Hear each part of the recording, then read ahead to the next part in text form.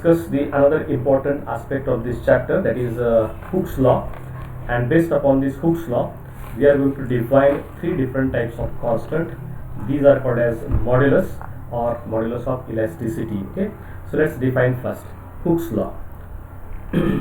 Your next title, Hooke's law. H-O-O-K-S, Robert Hooke. Hooke's law. Actually, he was botanist, but he worked in physics too at that time, and he invented this particular law. Okay, so this we'll write first the statement. Within elastic limit. Okay, we'll define what this word elastic limit is. Within the elastic limit, the stress, just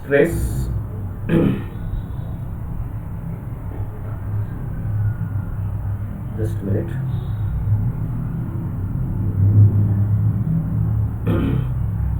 Stress is directly proportional to strain. Directly proportional to strain. Okay, now we have understood what do we mean by stress. We have understood what do we mean by strain. So stress and strain are proportional to each other within elastic limit. So try to understand what is this elastic limit. Now look at कुठलाही ऑब्जेक्टला आपण खूप जास्त force लावला, apply केला, म्हणजे pressure केलं किंवा स्ट्रेच केलं. एखादी वायर किंवा दोरी तुमच्या हातात दिली आणि सांगितली stretch it. So if you try stretching it, this wire will go elongated, म्हणजे त्याची लेंथ वाढत जाईल. And one stage will reach that now permanent, म्हणजे त्याचं आता डिफॉर्मेशन जे झालेलं असेल ते डिफॉर्मेशन पुन्हा ओरिजिनली येऊ शकत नाही. So this point is reached, and that point is called as elastic limits. So elasticity stops, the elasticity gets over. The material doesn't show this elastic property anymore. So that stage or the application of the force at this stage, when this elasticity is not reverted back, so this particular is called, the limit is called as elastic limit. So within how much force that particular material behaves like elastic material, so that limit is called as elastic limit. So within elastic limit, stress is directly proportional to strain. So we can write this type of relationship, that is stress is directly proportional to strain. Okay, or mathematically I can write this relationship as stress upon strain. Now this equality sign, inequality sign can be replaced by equality sign, and this must be equal to some constant. So stress upon strain must be equal to some constant, and these constants are called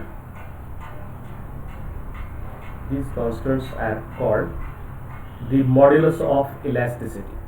There are two words, the coefficient or modulus of elasticity.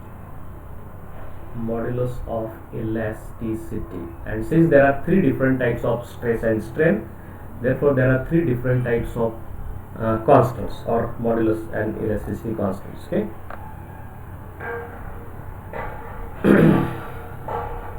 This is very simple definition here. Now so we'll write these two different meanings here, words here. Elastic limit. Elastic limit. This definition.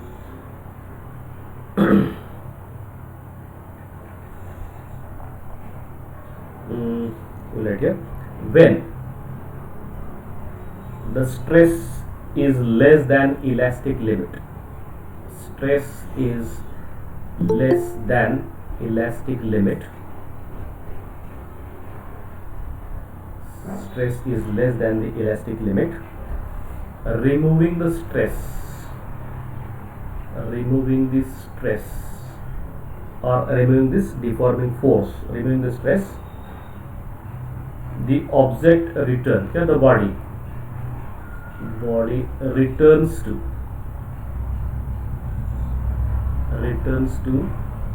its original shape and size. Body returns to its original shape and size. Okay, and here now this is what, if the elastic limit is surpassed, elastic limit is surpassed, that means if we go beyond this stress, if this elastic limit is surpassed, the solid remains, okay, the body remains permanently deformed, permanently deformed. So it remains in the deformed state or permanent, and that limit is called as elastic limit. Permanently deformed. And one more important word we are going to use here, ultimate strength. Ultimate strength. Okay, so म्हणजे काय, जेव्हा आपण एखादी object म्हणजे एखादी wire तुम्ही उडत राहाल, okay, so it will not, म्हणजे डिफॉर्मेशन होईल, परमनंट होईल, and still we are increasing, त्या इलास्टिक लिमिटच्याही पुढे आपण गेलो, अप्लाइंग मच मोर फोर्स और stress. Now one stage will reach that this particular wire will get broken, and that particular is called as ultimate strength. So no, त्याच्यापेक्षा थोडासा म्हणजे when it gets broken, the stress less than that breaking point is called as ultimate strength, maximum strength or ultimate strength. So that's what we are trying here. If the ultimate strength is surpassed, if the ultimate strength is surpassed, if the ultimate strength is surpassed, the solid fractures, fractures, fractures or gets broken, fractures. Okay, if the ultimate strength is surpassed, the solid fractures, किंवा त्याचे तुकडे होतात किंवा break होतो. Okay, and remember this ultimate strength for tensile and compressive stresses. So again, very important statement, with example we'll see this. Ultimate strength for tensile and compressive stresses. Compressive stresses are different. Okay, म्हणजे काय, एखादा object घ्या, suppose this is one object, okay, if it is stretched, this is called as tensile. Okay, stretched along its length किंवा त्या कुठल्याही एका direction मध्ये, one direction, and if the same object, if it is pressed from all sides, so this is called as compression. So this is compression and this is the tensile. Okay, so tensile and compression. Now the ultimate strength for compression and tensile are different almost for all materials. This is a fact that can be checked for different other types of materials can be seen there. And in that sense, we can see two important things we are going to discuss here. One is called as, now we have learned elastic limit, we have learned ultimate strength, at the same time we have to go for breaking point and sometimes proportionate limit, etc. For that case we have to draw these simple graphs. Okay, so I'll draw one such graph here. Draw this graph. This graph is now here, I am just going here, it is a tensile stress on this side, tensile stress, and here it is tensile strain. And now there are two graphs for ductile, ductile. Ductile म्हणजे ज्याच्या material पासून तार तयार होते, ठीक आहे. सो टणक आणि ठिसूळ ना, टणक आणि ठिसूळ असतं ना डक्टाईल म्हणजे. डक्टाईल नाही, डक्टाईल इज त्याला तन्यता म्हणतात, म्हणजे त्याची तार तयार होते, ठीक आहे, जशी साखरेचा पाकाची तार तयार होते ना, हा ते ductile material, that material is called as ductile, and whereas glass that gets broken, so that is called as fragile, त्यालाच आपण brittle materials म्हणतो. So materials are two different types. So we are just going to come across this. And if I plot a graph for ductile material, this graph shows with this type of behavior. It initially goes on increasing, remains proportional for large time, and then starts going this way. Okay, and there are different points I can plot here. So this is called as this point is called as proportional limit or elastic limit. Proportional limit. Then this is the point here behind that, above. This is called as elastic limit. So I am applying the stress such that in this range it is proportional. Now from proportional to elastic limit, there is a little chance of getting back deformation, but it starts here. Permanent deformation process starts from this point to this point. So this is the elastic limit. Beyond this elastic limit, this is the maximum. It is called as ultimate strength.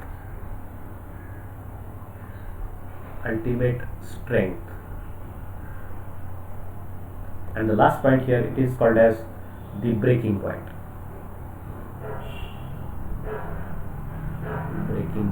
Now look at this diagram. Here it shows, as I increase this tensile strain, these four different type of states are occurring, and the materials which are having this type of graph, these are the ductile materials, whereas another type of materials which are called as brittle. Now try to understand, this graph of this brittle material shows this nature. Here again it is tensile strain, this is tensile stress, and if this graph is plotted, now there will be only three different lines. So it will be proportional here, then elastic limit, and then finally it goes this point here. There are 3 points. This is proportional limit, that means within this range stress and strain are proportional. This is the elastic limit, so recovery is possible till this point, not 100%, but some recovery is possible. This is elastic limit. And ultimate strength, and this is the point, ultimate strength, and the second point is breaking point. They are same, breaking point. They are very close, or they are almost same. So these are the 3 different points for this type of material, which is said to be brittle material. So ductile and brittle, these are the 2 different types that can be seen from this graph as shown by this particular nature. Okay, so proportional limit is the limit under which almost 100% recovery is possible. Elastic limit is that not 100%, but some partial recovery is possible. Beyond that particular point, now recovery is not possible, the material gets permanently deformed, and at ultimate strength or breaking point, that material gets broken, gets fractured, and such materials which are showing this type of behavior are called as brittle material. Whereas the first graph shows you breaking point and ultimate strength are different points. So at ultimate strength there is such a point, and again after that ultimate strength, if we go on increasing the strain or stress, this material gets broken after some time, and that breaking point and ultimate strength are very large difference with each other, and this particular material is called as ductile. So write in brief, very brief, ductile material definitions of this. ते construction साइडला रॉडचं checking करता बघा ते. Yes. Compression and tension. Yes. ते ductile Look at when we go for its applications. In civil engineering, this type of material, strength of material, okay, there is a separate topic. So there, all these things are to be discussed, and everything is based upon this 3 different types of constants and material constants. Okay, so this elasticity has large applications in everyday life, not only in civil constructions, everywhere, almost in every field it has its applications. So when we will go for these applications, we will talk much about these things later on. Okay, now let's write this. Ductile. A ductile material. A ductile material continues to stretch. Stretch.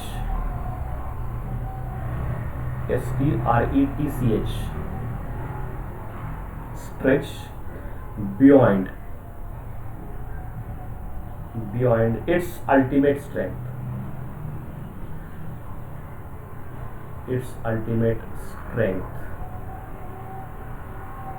Without breaking. it continues to stress beyond its ultimate strength without breaking. And here, okay, last part, and the stress decreases from ultimate strength, and stress decreases from ultimate strength.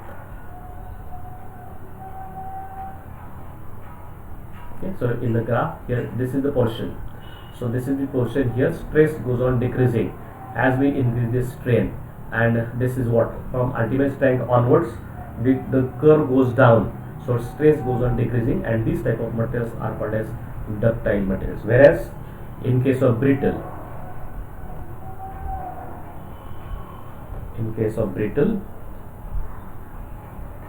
a brittle material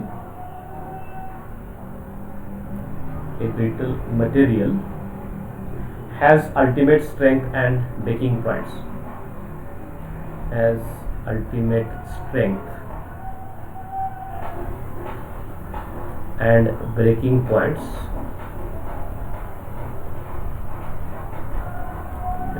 Both of these points close together. So this behavior of decrement of stress is not observed there. So for brittle material, it has ultimate strength and breaking points close together, or they are almost at the same point. Okay, so this is what the proper definitions we required here in case of materials, as we have shown one by one. Now let's go to this modulus, Young's modulus. First modulus, Young's modulus. Okay, this is defined by capital letter Y. Young's modulus. Now let's how it is defined. Okay, its definition. Okay, so remember, every modulus is just nothing but stress upon strain. So first one is longitudinal stress upon longitudinal strain, to a linear strain. The ratio of, the definition is the ratio of longitudinal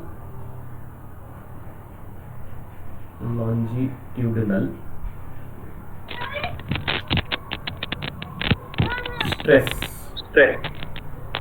longitudinal stress, linear strain. Someone please put your mic off. Linear strain within elastic limit.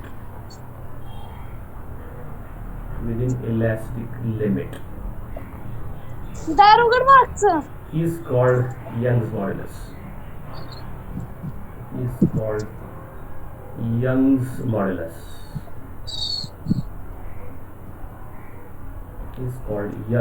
modulus. Okay, and it is denoted by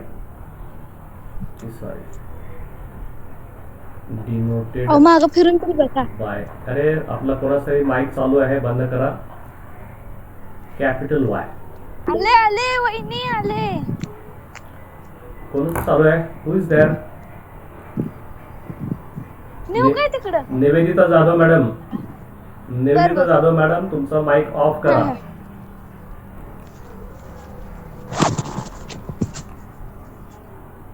त्याला मी remove करतो.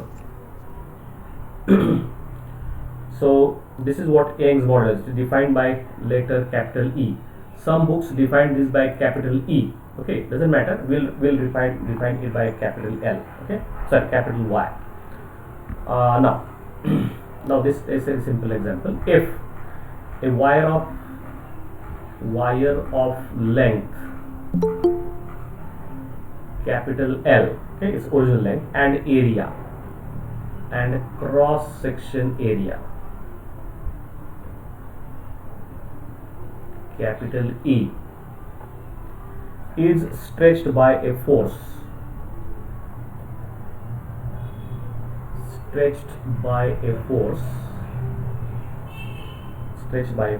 capital F and small l. Okay? In yesterday we have called this decrement or increment is small delta l. Here I am calling this small l. Is the increase in its length.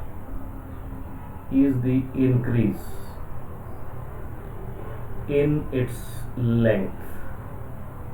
So wire is stretched, its length is increased by small l, original length is L, its cross sectional area is A, then Young's modulus is defined as Y is equal to, so force capital F divided by capital A divided by the small l upon capital L. Okay, so up quantity in the numerator, this is stress, quantity in the denominator, that is the strain, and further this is A divided by B divided by C divided by D. I can rearrange this and it gives me F into capital L divided by A into small l. A into small l. This is the expression which gives me the Young's modulus for any wire or any material which is made up of wire, or any wire which is made up of any material. So stretch that wire, find out its change in length. Before that, measure its original length and its cross-sectional area. We can find out Young's modulus by the simple formula as given by this. Okay. So now what are the units? So it is now force upon area, length upon length. So this L upon L, its dimensions gets cancelled. So whatever unit is CGS, CGS unit is dynes per centimeter square, because this is centimeter, this is centimeter, that gets cancelled. Area is centimeter square, this is dynes. Now MKS or SI unit is newtons per meter square. Very simple to understand. And look at this, I can go for dimensions of this. याचे dimensions काढले ते सुद्धा तुम्हाला काढता येतील. We can go for this. So dimensions of y are same as dimensions of stress. So stress and Young's modulus have same dimensions. And very important thing about this is, remember, only solids, okay, only solids possess Young's modulus. Okay, because liquid and gas, they do not have length, they cannot be stretched, we cannot stretch them. Okay, that's why there is no possibility of having this Young's modulus for this material. So only solids have this Young's modulus, and right here specifically, liquids and gases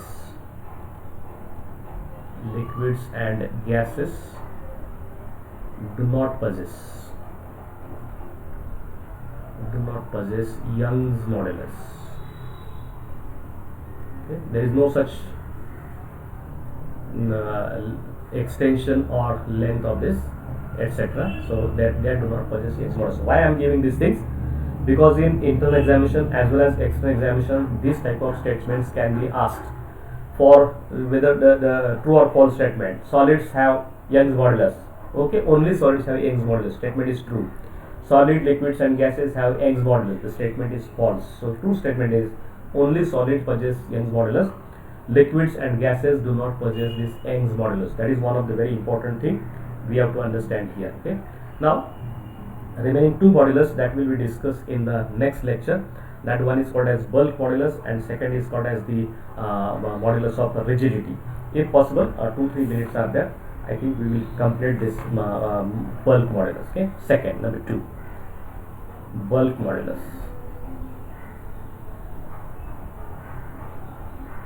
Okay. Remember, this is related to 3 dimensions. So this is defined as ratio of volume stress to volume strain. It is the ratio of volume stress to volume strain. So this is a very simple definition, ratio of volume stress to volume strain.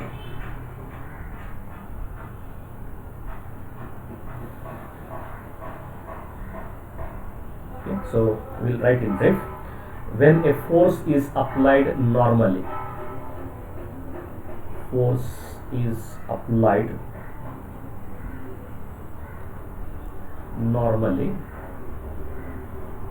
normally means in the perpendicular direction. Normally, to the surface of body,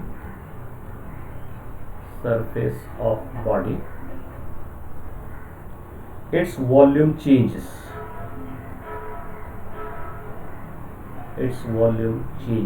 Okay, and draw this diagram here. This is the object.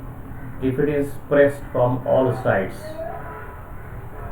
because of this particular force, now this volume gets changed like this, so it becomes smaller, volume gets decreased. So this is change in volume.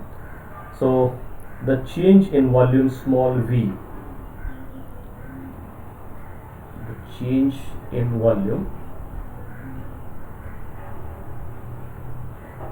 small v per unit original volume. For that we use letter capital V. Capital V is volume strain. And similarly measure total force upon its cross area, total area, that gives you volume stress. And volume stress is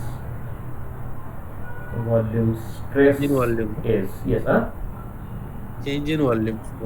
Volume stress change. We have written the change in volume is small v per unit original volume. Capital V is called as volume strain. Similarly, we are defining volume stress is force applied per unit area of that body. This is F upon E, and hence we can calculate this. Therefore, bulk modulus, and this is defined by letter capital K. Try to understand, this is used, letter capital K is used for this. Capital K is equal to volume stress divided by volume strain. So replace these numbers there, 1 or 2 minutes only. I'll just finish. Volume strain, it is given by K is equal to capital K is equal to F upon A divided by small v upon capital V, and just taking this, I'll write this to be small k, capital K is equal to capital P into this capital V comes in the numerator and divided by small v, where this P is nothing but force upon area, that is nothing but pressure. Okay, we'll stop here. Tomorrow we'll talk, in the next lecture we'll talk something more about this particular equation and how it is applied to all. So it is applicable to solids, liquids and gases, all. So as first constant is applicable to only solids, now the second constant is applicable to all. How and why, that will be discussed in the next lecture. So today we'll stop here.